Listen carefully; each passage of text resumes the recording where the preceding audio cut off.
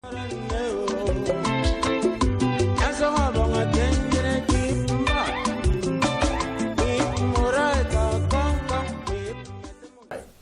evening. Welcome to Biafra 360 panel discussion. My name is Mazi Obona. I will be your moderator this evening. I'm happy to have here in the studio Dr. Lawal. Joining us from Pennsylvania is Dr. Mekus, and also from Canada, Madam N. Ibe. Dr. Engineer David will be joining us here in Maryland, but we'll hear only his voice.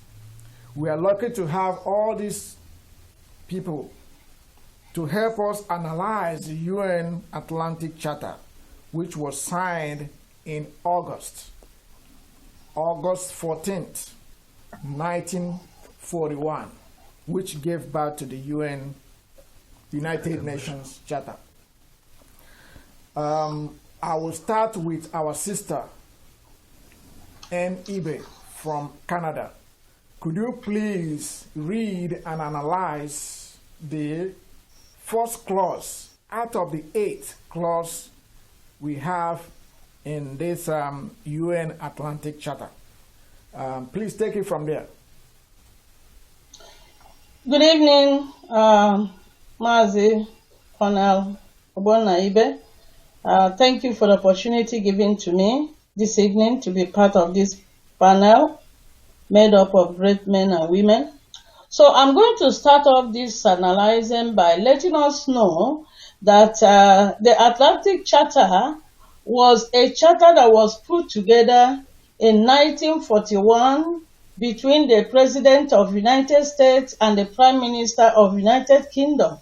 And we must remember that this charter actually came in effect in August 14th, 1941, and this is at the heat of Second World War.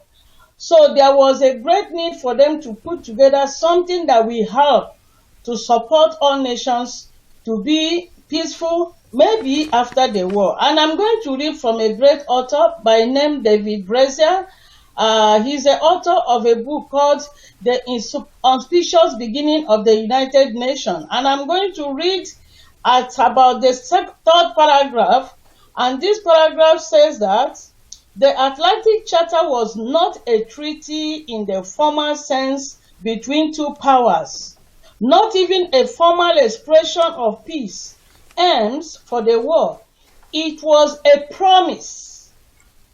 It was a promise, a vision, an affirmation of certain common principles in the national policies of their respective countries, on which they base their hope for a better future for the world.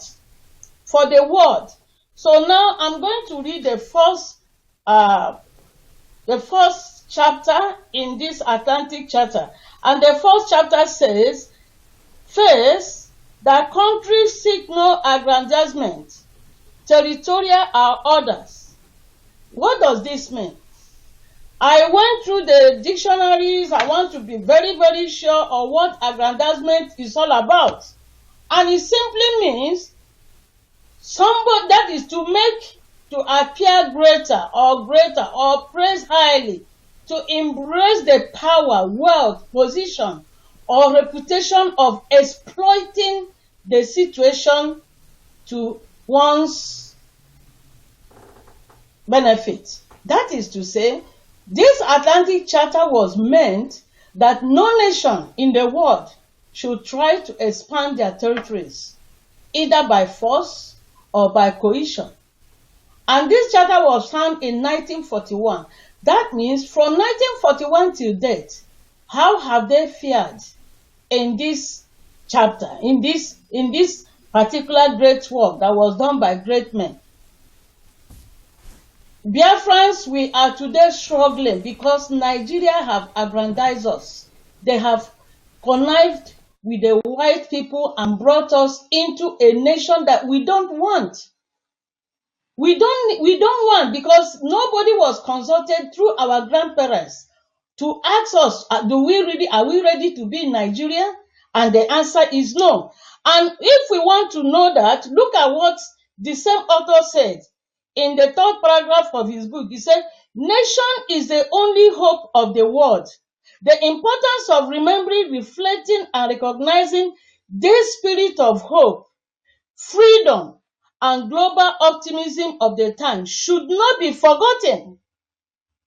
Today, we have lost sight of just how much these feelings and sentiments pervaded and ran as a constant theme through the thought, actions, and affairs of statism, countries and their puppets. That is the issue. Countries and their peoples. Are we consulted when Nigeria was formed? The answer is no. So here, the United Atlantic Charter have failed Biafrans. Number two charter says the desire to see no territorial changes that do not accord with the freely expressed wishes of the people. Our leader Nnamdi Kanu have told us how Igbo nation have been pieced by the Nigerian nation through the creation of states. Most of Igbo men have been added to Cameroon. Some have been added to Benue State. Some have been added to part of Yoruba State. Some have been added to Edo State. These are Igbo-speaking nations that are supposed to be together. They are one ancestors. And today they have all been divided because Nigeria has not for once possibly read this document, or they have read it and they ignored to even implement on it. Let me read this thing, one thing from this author again. This author says that the Atlantic Charter was not a treaty in the formal sense between two powers, not even a formal expression of the peace aims for the war. It was a promise. Biafra want to assess the promise. We want to assess this promise. We want to assess this vision. Yes, we want that Biafra. was affirmed by the international world. Nothing but Thank you. Biafra. That is all we need. Moving forward, we're going to analyze and read and analyze the 3rd clause. The 3rd clause of this United Nations Atlantic Charter. We hear from Engineer David. When this great topic was mentioned to me, I took a closer look at the declaration and the common principles supposedly shared by these great minds and powers of the time that initiated the Charter. By the Charter, the 3rd principle has it that there, let me make clear what the there stands for. There, that is, the respective UN member countries respect the rights of all peoples to choose the form of government under which they will live. And they wish to see sovereign rights and self-government restored to those who have been forcibly deprived of them. Doesn't that sound nice and humane? It sure does. The problem is that Biafra people's rights to leverage this clause or take advantage of the benefit of this principle was maliciously denied them. Biafra as a people were forcibly amalgamated into a country, or rather a contraption that was solely created to secure the economic interests of the United Kingdom. One would expect that with the presence of this 3rd principle or clause as captured in the Atlantic Charter, on which the United Nations was born, that all Biafra has to do is to simply petition the UN as a way of reminding them of their principle for them to be allowed or maybe even assisted to proceed with restoration of their beloved Biafra nation. But sadly, I say sadly, for the past 60 years, Biafrans have been killed and subjected to genocide, which has claimed over 5 million and counting innocent souls.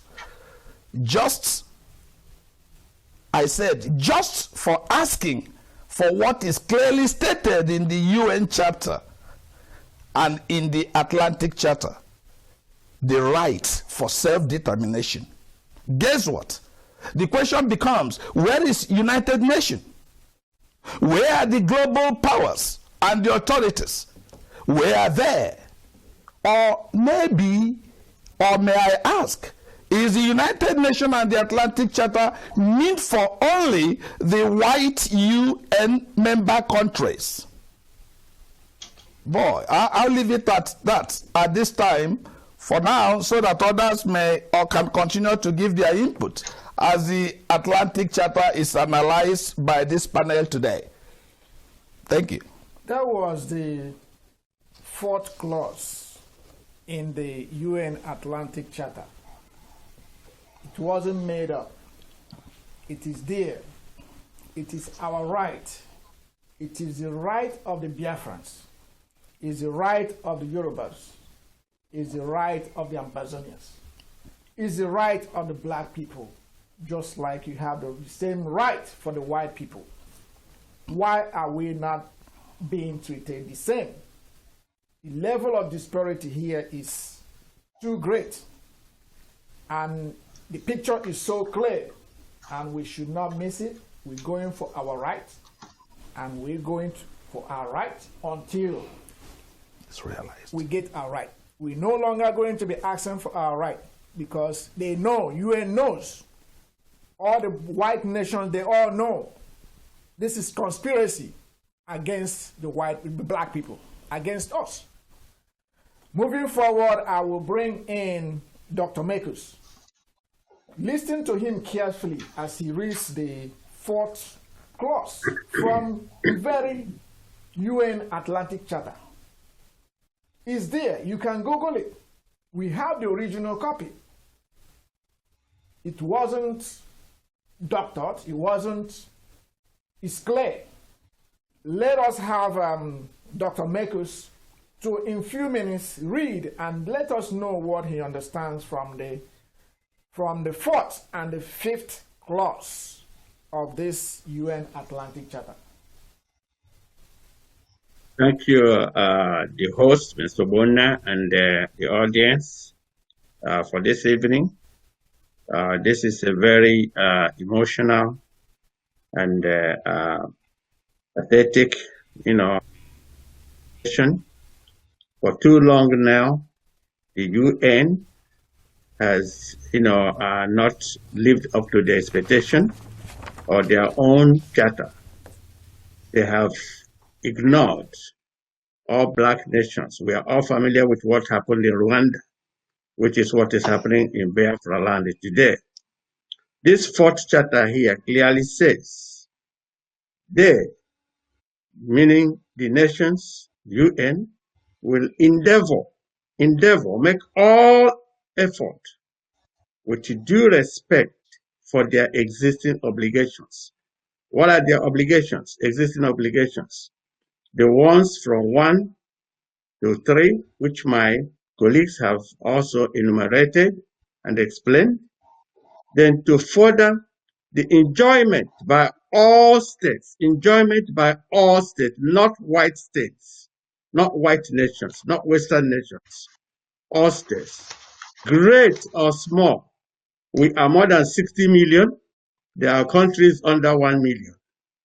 There are countries in this world under 1 million. There are some 1.1 million, great and small, victor or vanquished. Their access and on equal terms. There has never been an equal terms here. We don't have any equal.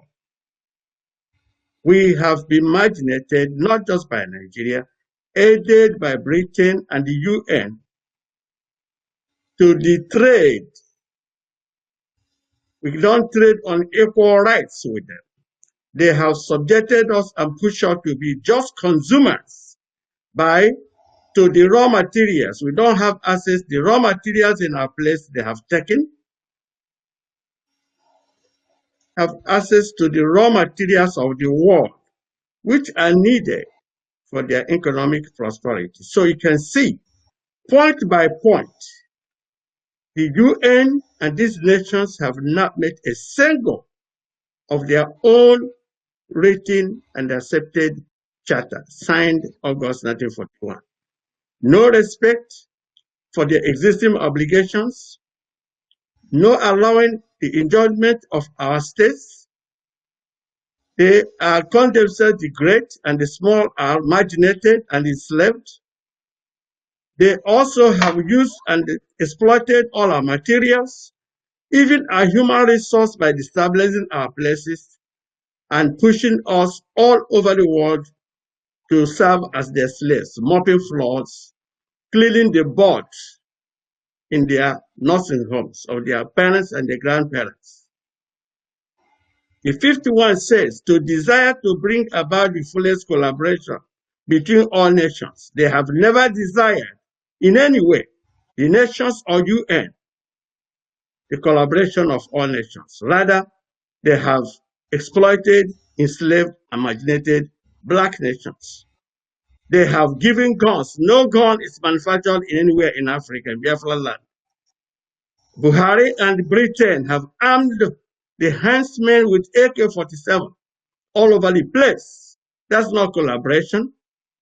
To be killing people, and no media, no major media, CNN, Fox Channel, BBC, none carries point by point, day by day killing of the Biafrans.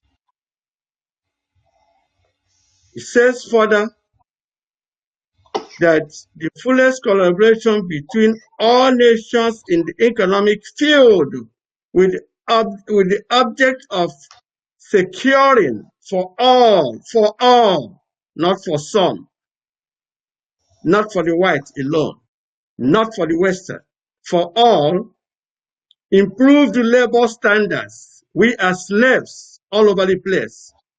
The labor is not standardized in any way. Economic advancement, and social security. We are economically deprived. We are socially deprived. All areas we are marked point by point. Every single word in this charter has been violated by UN, and we are telling UN it's over. It is over. We are not begging you. We are demanding, according to your charter, to come forward now and do the right thing. Come forward and do the right thing. Thank you. Thank you. Thank you. Thank you, Dr. Mekus. Before we continue, we're going to take a short commercial break. And I hope we are giving you the information we need, the information you need.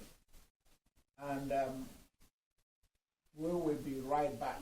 This is Biafra 360.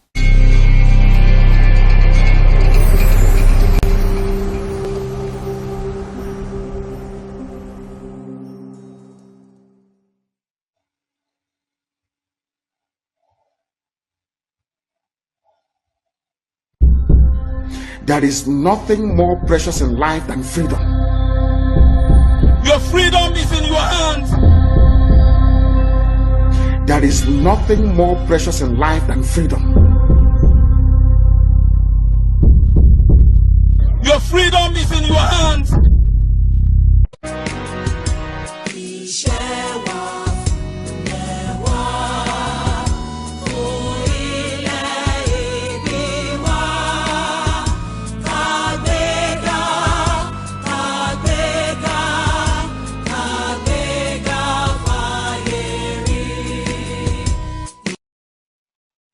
Everyone, those of you listening to me in the United States, and the caption called Nigeria and all over the world, I want you to hear me and to hear me well. When I was invited to this panel, I actually thought this would be a great day for every black nation to listen and to listen good.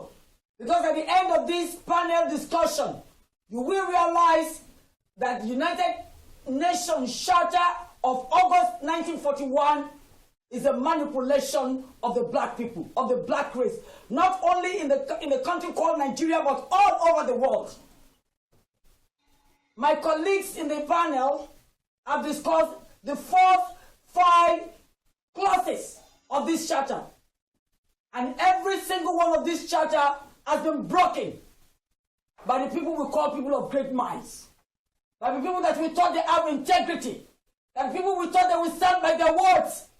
But we African nations, especially the country called Nigeria, they have broken every single one of this.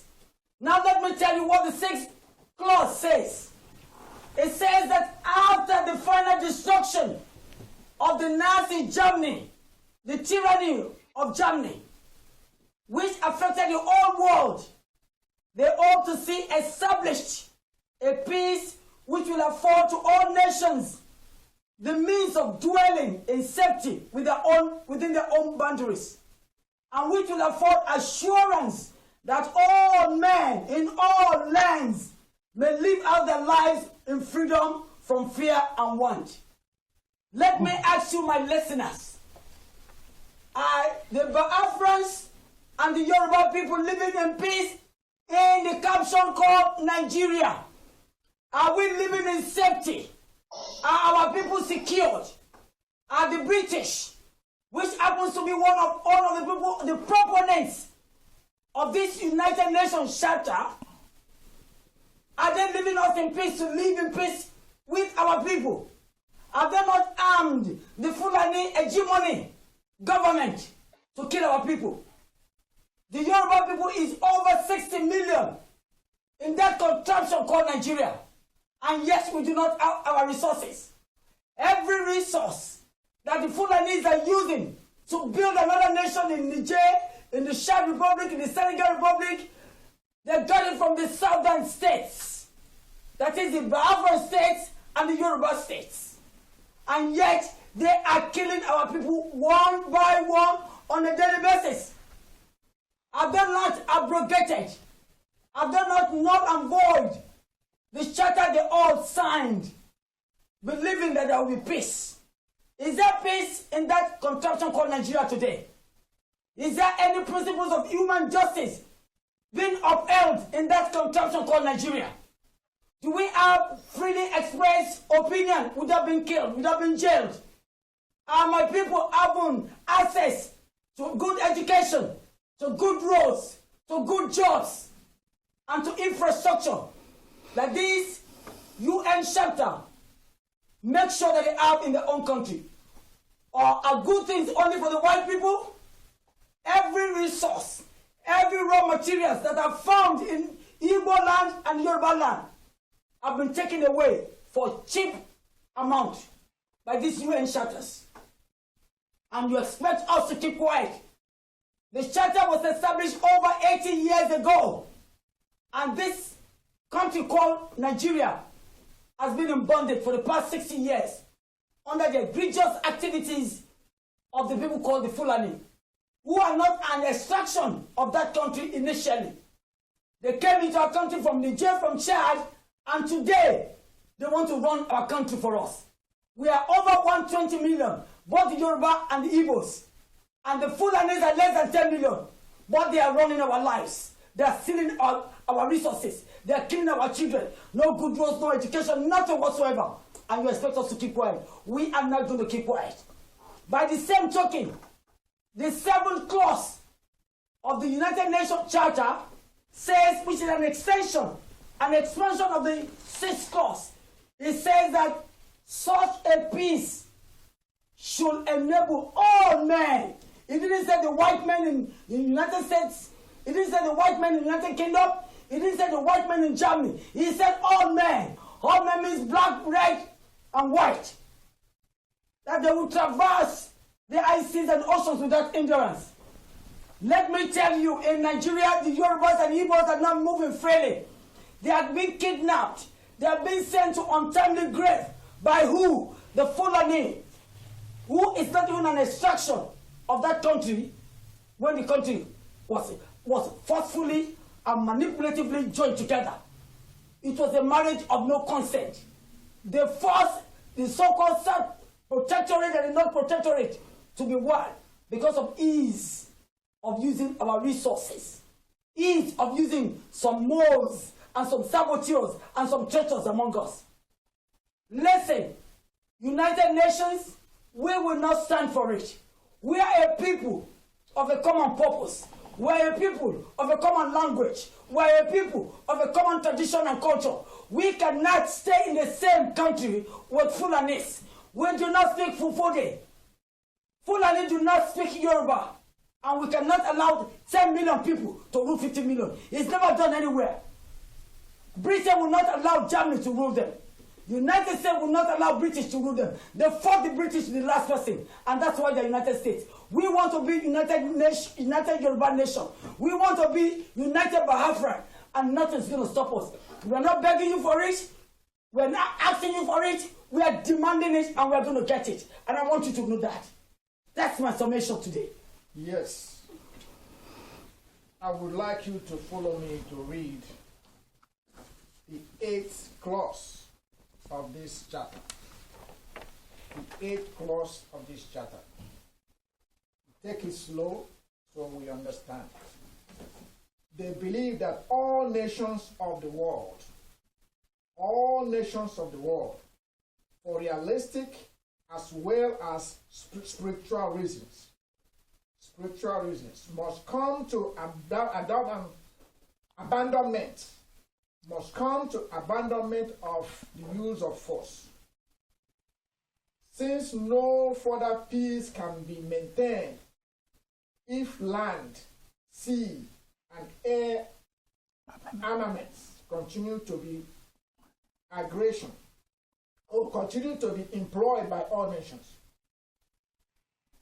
If land, sea, or air armaments continue to be employed by all nations, which threaten and may be threatened or may threaten aggression outside their frontiers. They believe, pending the establishment of wider and permanent system of general security, if the disarmament of such nations is essential,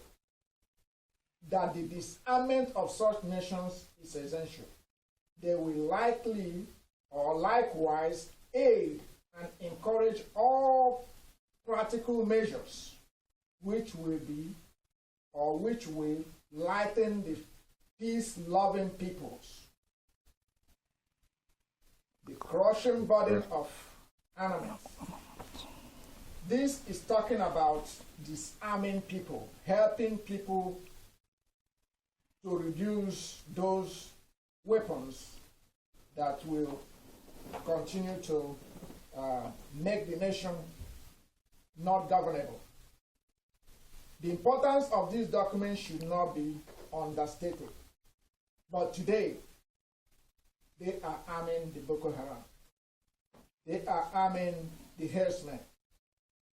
What happens if or when the Biafrans are forced to be terrorists? What happens? How will the world look? What will it look like when the Igbos, the Biafrans, the Yorubas, and the Ambazonians join together to become terrorists?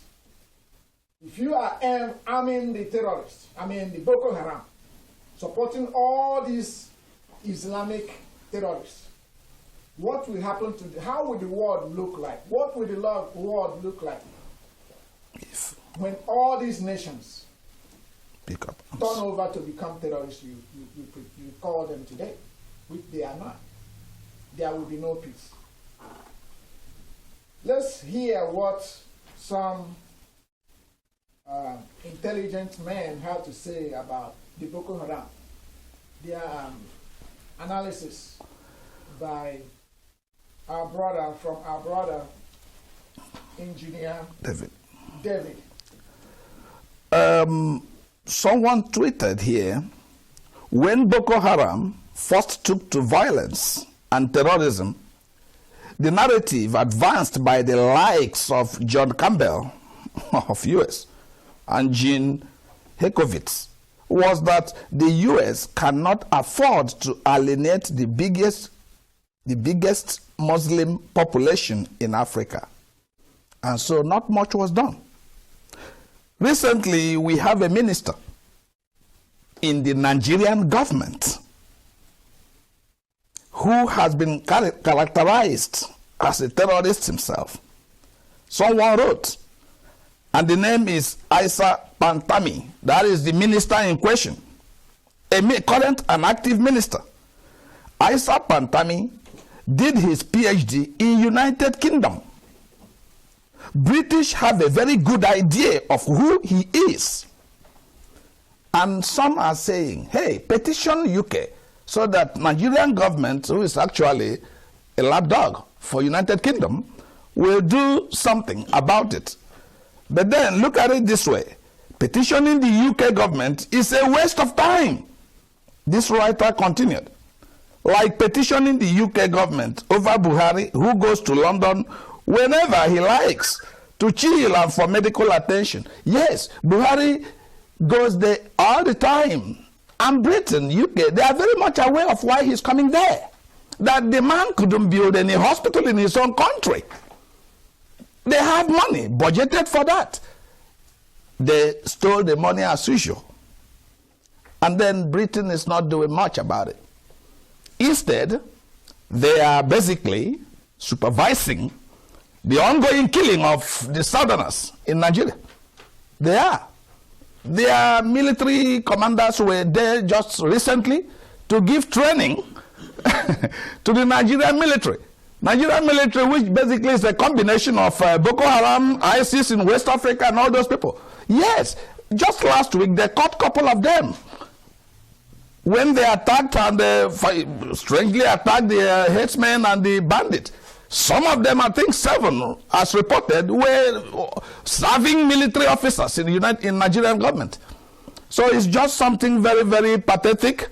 Unfortunately, as you all have heard, before I yield the floor here, all the articles, all the clauses we have, all the principles enumerated in the Atlantic Charter, they have all been ignored, making one or forcing one to begin to think. Is this United Nations exclusively for the whites? Are we not included? After all, even Nigeria, this terrorist country, signed as well as a member, and no one is checking them. UN is silent. That's very, very bad. I yield. Thank you. Let us hear from you. Just put it together and allow him conclude this before I... In this summation, my hearers, wherever you are, all over the world, the core fundamentals of the United Nations goes this way, and I'm quoting them verbatim. It says the United Nations organization that was created from the embryonic Atlanta Charter was regarded as the grand culmination of the peace efforts. Is there any peace now in Nigeria? No. And that is not an unfortunate thing. It is a deliberate, determined, intentional, willful efforts of the so-called civilized nations of the world. That the principles of human justice, that there be no aggrandizement, no territorial changes without the freely expressed wishes of the peoples concerned. Is the United Nations listening to the Yoruba nation, to the Biafra nation, that we want to exit the contraption called Nigeria? Just like Britain exited the European Union and there was no bloodshed. Are we not entitled to that same desire that we want to live? We are not 2 million, we are not 20 million, we are not 30 million. We are over 60 million, both Biafran and Yorubas. There are more than 120 million people in that contraption called Nigeria. Further, it says that the right of every people to choose their own government. The Biafra says they want to be their own country. The Yoruba nation says they are ready to go. But the Boko Haram, the Fulani hegemony says they are not going anywhere. Is that part of the UN Charter? Is that what the Atlantic Charter indicates in the 8 clauses? I said no. And the Biafran and the Yoruba people said, we are not going to take this lying down. We are going to demand it, we are going to get it, and we are going to exit. the contraption called Nigeria. It says that we equal access to raw material. Do we have access to raw material? Right now, the so-called white nations will come to our country and begin to take all our resources and giving us nothing but peanuts. This charter can be looked upon as a blueprint of multinational institutions and the international order in the post-war war, which has continued to this very day. But Afram is not going to take it lying down, and the Yoruba says enough is enough. And that's our conclusion today. Okay, we're going to take, the question is today, is UN part of the problem or is UN part of the solution? Is the path we are taking today to restore Biafra, to restore the Yoruba nation? Do we have to continue begging people? Do we have to continue asking? Let us take a quick break and then you listen to our commercial.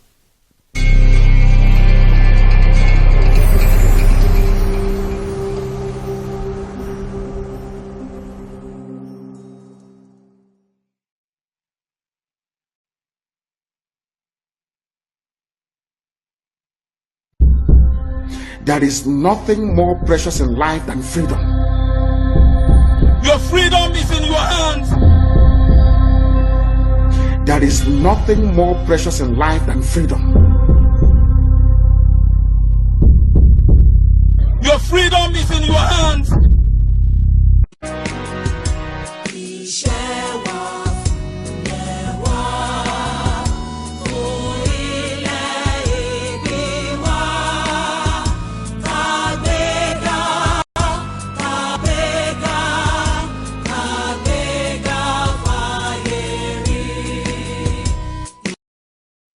Our sister from Canada, Madam N. Ibe. Okay. I think from 1st to the 8th, points or statements of the Charter of UN, each and every one of them has been violated by UN. So UN, as it is a problem. I see UN as a partner in the crime of subjugating, enslaving, and killing the black man in Biafra land and black man everywhere. I want to remind the public and the UN about Mr. Bruce Mayrock, a 20-year-old, who in 1969, May 30th, to be commemorated next month, May 30th, had to dase himself and then set himself on fire and died to draw attention of UN after he repetitively wrote them to alarm them about the children of Biafra being killed in 1960s, and they did nothing. He killed himself before something was done. I want to remind UN that this is 21st century. That nuclear weapon is not the only weapon we have today. Wars are fought with the brain today. I want to remind them that Biafrans are scientists, Yorubas are scientists, they're all over the world. Do the right thing now and go ahead for peace sake and get these countries go their way. Let them live together and share diplomatic relationship like you're doing. This is very peaceful. This is what your charter is supposed to do. You're not doing that. Like the anchor said, if this is not done, you definitely got it wrong. The West will never be in peace when the Africans are suffering. That era is over. It's not a threat. It's a well-thought vision that I'm telling you that you will be dying. I will be dying. You think that your children will be able to control my own children or grandchildren. It's not going to happen. We are now at equal footing, equal level when it comes to science. Trust me, you will not be the same. You will be deceiving yourself. Do the right thing. Let us live in peace. The black men have told you that they're tired of being slaves. their forefathers were, their great-great-grandfathers were, their parents were. We are exiled, Fulani British exiled Now I will bring diasporans. Thank you. in Madam Thank you. N. eBay. Madam N. eBay from Canada. Could you please use just 1 minute to summarize from your own point of view this UN Atlantic Charter? And again, I said I'm going to draw my conclusion from the book of David Brazer, where he wrote in the second paragraph, he said, nation is the only hope of the world. And in the fourth or fifth paragraph of the same book, he made it clear, he said, the United Atlantic Charter is a promise. Biafrans want to access this promise.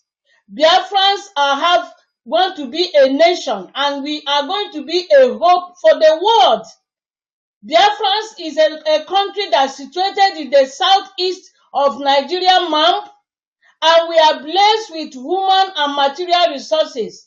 We want to access these resources to make our nation to be a hope for our generation.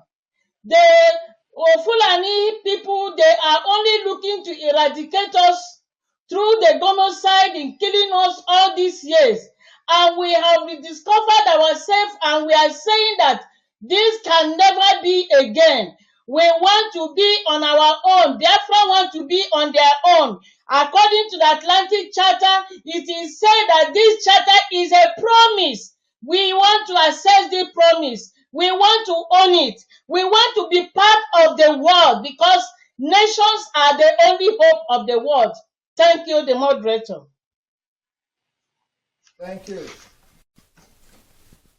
Freedom is like our religion. Freedom is like religion to us. Our eyes have seen the glory. We have seen the coming of Biafra. One day victory is won. One day we are going to fly home. We are going to be at the shores of Biafra. We are going to share and enjoy with our neighbors, the Yoruba nation, the Amazonians. One day, very soon, one day, no going back, no looking back.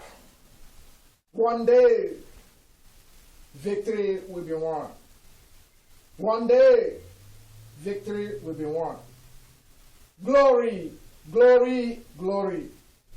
We will cry, glory, glory. And we worship Chukwu Okike Abiama. Join us next edition and stay tuned. Thank you. There is nothing more precious in life than freedom. Your freedom is in your hands. There is nothing more precious in life than freedom. Your freedom is in your hands.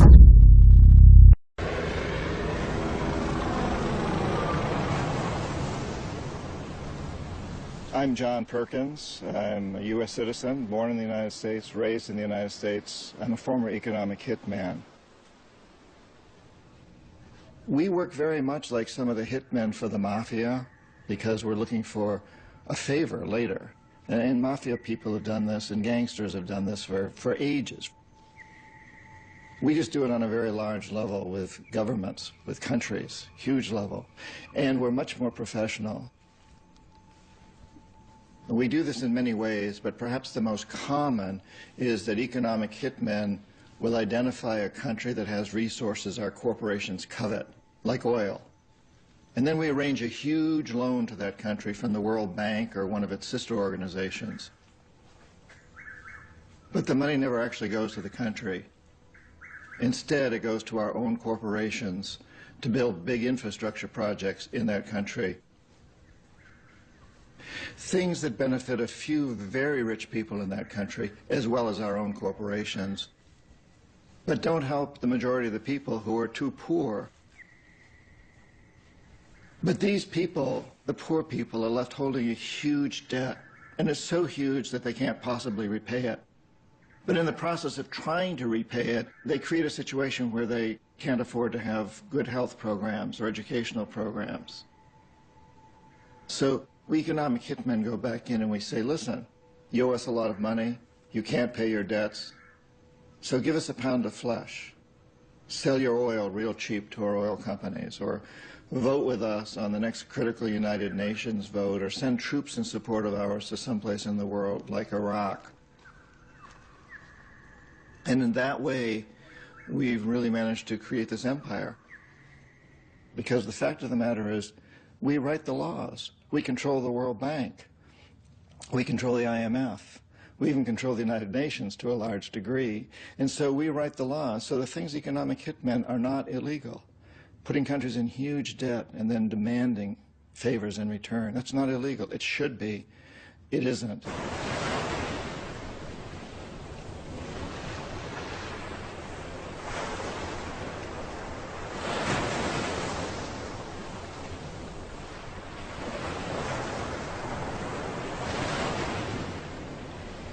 One of the characteristics of an empire is that it enforces its currency on the rest of the world. And we've really done that with the dollar. So in 1971, the United States had a tremendous amount of debt, and a lot of this was the result of the Vietnam War. And we were on the gold standard. So some of these other countries decided to call in their debts in gold because they didn't trust the dollar. Nixon refused to pay in gold, in fact took us off the gold standard because he knew he couldn't pay in gold. We didn't have the value. And so very quickly after that, we went on the oil standard. And I was a large part of that deal that we struck with Saudi Arabia, insisting that OPEC only sell oil in dollars. And so suddenly the dollar moves from the gold standard to the oil standard, which in many respects is a much more important standard because oil is intrinsically more valuable than gold in this day and age. And so suddenly the world can only buy oil for dollars, and the dollar is a very, very important currency. Today, the United States, once again, is a bankrupt country. We have huge amounts of debt, more debt than any country's ever had in the history of the world before. And if some other country to call that debt in a currency other than the dollar, we'd be in very, very serious trouble. Right now, they're only calling it in dollars because oil is the big commodity, and you can only buy oil in dollars. But Saddam Hussein threatened to sell oil for something other than dollars just before he was taken down.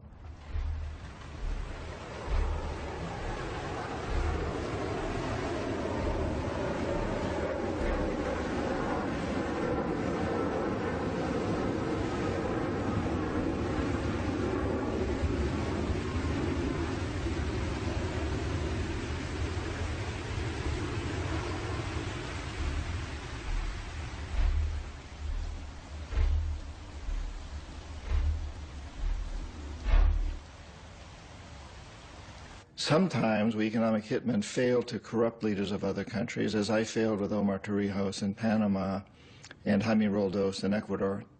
It doesn't often happen, but when it does, then the jackals are sent in. And these are people who overthrow governments or assassinate their leaders. So when I failed with Jaime Roldos in Ecuador and Omar Torrijos in Panama, the jackals went in and assassinated them. On the few occasions where neither the economic hitmen nor the jackals are successful, then and only then do we send in the military. And this is exactly what happened in Iraq. An economic hitman could not corrupt Saddam Hussein, could not bring him around. The jackals couldn't take him out, and so the military was sent in. The first time we sent the military in 1991, we destroyed his military and figured that he had been sufficiently chastised that now he would come around. And so during the 90s, the economic hitmen went back in to try to bring Saddam Hussein around, but he wouldn't give in. If he had, he'd still be running the country, and we'd be selling him jets and tanks and everything else he wanted. But he didn't give in. The jackals couldn't assassinate him. His security forces were very good, and he had a lot of look-alike doubles, so his own security men didn't know whether they were guarding him or a double. So neither the economic hitmen nor the jackals succeeded the second time with Saddam Hussein, and at that point, We sent in the military again, and this time we took him out, and the rest is history.